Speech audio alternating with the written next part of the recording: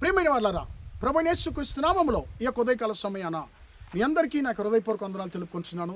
ఈ రోజు అంతా కూడా మీ చేయబడిన అన్ని విషయాల్లో దేవుని హస్తము మీకు తోడయుండి మీకు చేయాన్ని కలుగజేయునుగాక.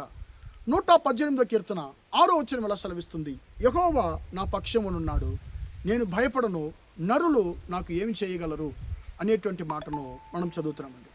ప్రియమైన దేవుని బిడ్డలారా, ఈ రోజుల్లో మనకెందుకు భయం వస్తుందంటే, దేవుడు ఎప్పుడైతే మనతో ఉన్నాడు అనేటువంటి దాన్ని మనం ఎప్పుడైతే మర్చిపోతున్నామో అప్పుడే మనకు భయము అనేది వస్తుందండి.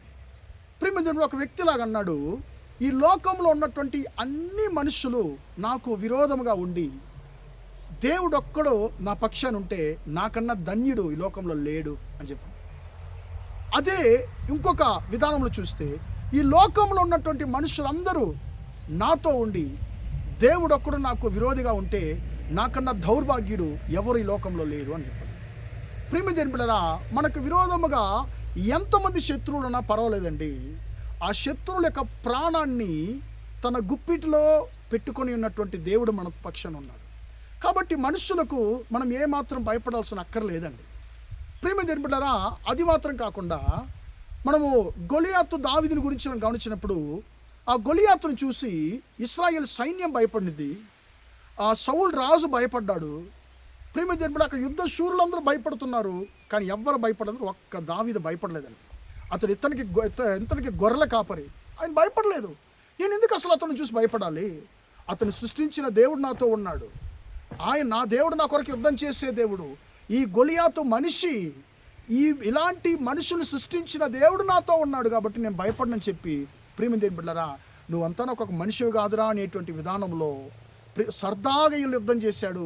40 రోజులు పొడిగిస్తూ వెళ్ళినటువంటి సాగిపోయినటువంటి యుద్ధాన్ని కొద్ది నిమిషాల్లో దావీదు ముగించేశాడు. కారణం ఏంటి? ఆ గొలియాతును చూసి భయపడలేదు, ఆ గొలియాతుతో ఉన్న ఫిలిష్తీయుల యొక్క సైన్యాన్ని చూసి దావీదు భయపడలేదు.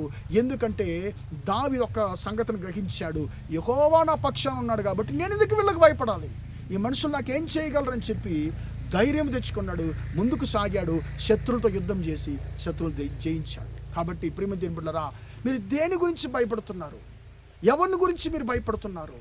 ఎలాంటి పరిస్థితుల గురించి మీరు భయపడుతున్నారు? ఈ ఉదయకాల సమయాన దేవుడు మీతో మాట్లాడుతున్నాడు. నా కుమారుడు, నా కుమార్తె, నేను నీతో ఉన్నప్పుడు నువ్వెందుకు మనుషుల గురించి భయపడుతున్నావు? వాళ్ళు ఏమైనా చేస్తారేమో, వీళ్ళు ఏమైనా చేస్తారని చెప్పి ఎందుకు మనుషుల గురించి భయపడుతున్నావు? వారి ప్రాణము నా గుప్పిట్లో ఉంది, నువ్వు భయపడద్దు, నేను నీ పక్షానున్నాను. ఈ లోకాన్నంతా కూడా సృష్టించిన సృష్టికర్త నేను నీతో ఉన్నాను. ఈ లోకం మనుషులందరినీ సృష్టించిన సృష్టికర్త నేను నీతో ఉన్నాను, నేను నీ పక్షానున్నాను. ఆ మనుషులు నీకేం చేయగలరు? ధైర్యంగా ఉండు, నేను తప్పిస్తాను, హెచ్చిస్తాను, నీ కొరకు యుద్ధం చేస్తాను, నీ కొరకు కార్యాన్ని జరిగిస్తానని చెప్పి దేవుడు మనతో మాట్లాడుతున్నాడు. కాబట్టి మన పక్షాన దేవునికి మన జీవితాన్ని సమర్పించుకుందాం, ప్రార్థన చేద్దాం.